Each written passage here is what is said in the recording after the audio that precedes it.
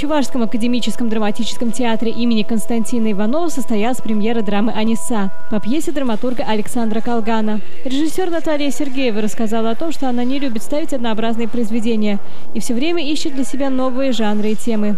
А сейчас ее выбор пал именно на классику. Очень хотят чувашскую классику. Конечно, долго думали, что именно поставить. Дело в том, что у меня всего лишь 10-й спектакль.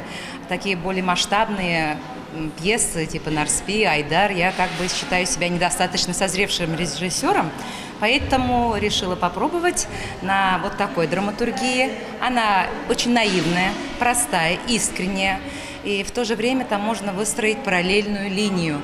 И у нас такая некая получилась легенда Анисы. Не просто спектакль Аниса. Мы подняли ее на более поэтический уровень, украсили элементами обрядовыми, классическими рисунками, хореографическими. Конечно же, успех спектакля складывается из многих факторов. И самая главная задача, которая стоит перед актерами и постановщиками, это заставить зрителей искренне сопереживать героям произведения. На сцене предстает чувашская деревня конца XIX века, в которой живет Аниса, хрупкая девушка из бедной семьи. Но ее стойкий характер не могут сломить ни людская молва, ни обстоятельства. Она верит в то, что ее жених жив, и она непременно его дождется. Очень отчетливо здесь звучит тема социального неравенства, с которым необходимо бороться. «Аниса» – пьеса с трагическим финалом и, пожалуй, никого не оставит равнодушным. Музыку к этой постановке написала композитор Лолита Чекушкина, а костюмы создала художник Светлана Зверева.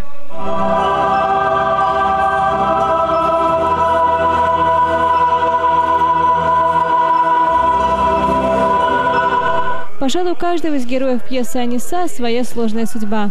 А то, как зритель примет ту или иную постановку, зависит от работы всего актерского ансамбля.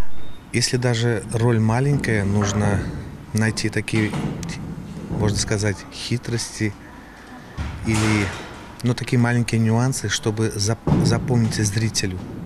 Ведь в свое время, нас когда еще учили, была такая великая актриса Раневская. Она чаще всего играла эпизодические роли.